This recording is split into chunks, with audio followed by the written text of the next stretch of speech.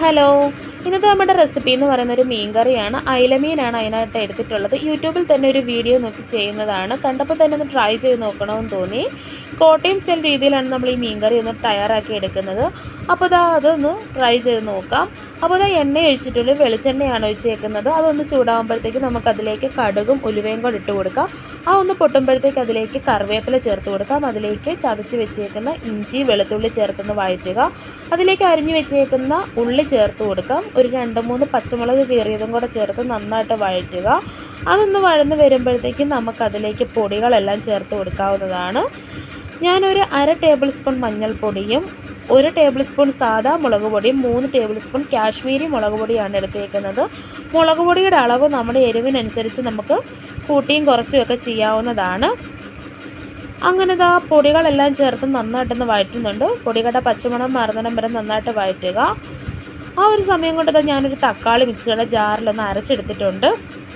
ഇതിലേക്കൊന്ന് അരച്ച് ചേർത്ത് കൊടുക്കാം. അരച്ച് തന്നെ ചേർക്കണം. അപ്പോൾ തക്കാളിയും കൂടെ ചേർത്ത് ഞാൻ നന്നായിട്ടൊന്ന് മിക്സ് ചെയ്യുന്നുണ്ട്. നന്നായിട്ട് മിക്സ് ചെയ്തതിന് ശേഷം ഞാൻ അതിലേക്ക് ആവശ്യത്തിന് വെള്ളമാണ് ചേർത്ത് കൊടുക്കുന്നത്.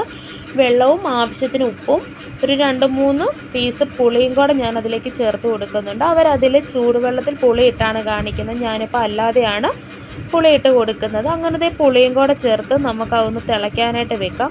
നന്നായിട്ട് തിള വരുമ്പോഴത്തേക്കും നമുക്കതിലേക്ക് മീൻ കഷ്ണങ്ങൾ ഇട്ട് കൊടുക്കാവുന്നതാണ്. മീൻ കഷ്ണങ്ങളും കൂടെ ഇട്ട് അതിലേക്ക് ഒരു തണ്ട് കറിവേപ്പിലയും കൂടെ വെച്ച് ഞാനൊന്ന് അടച്ച് വെച്ച് ഒരു 5 തൊട്ട് 10 മിനിറ്റ് വരെ ഞാനൊന്ന് വേവിച്ചെടുക്കുന്നുണ്ട്.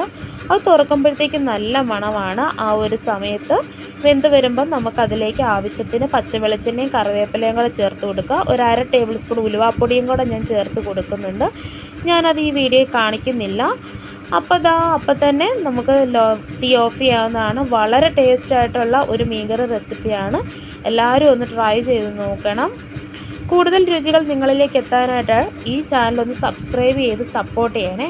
അപ്പോൾ ഇനി ഇത്രയൊക്കെ ഉള്ളൂ. ടാറ്റാ.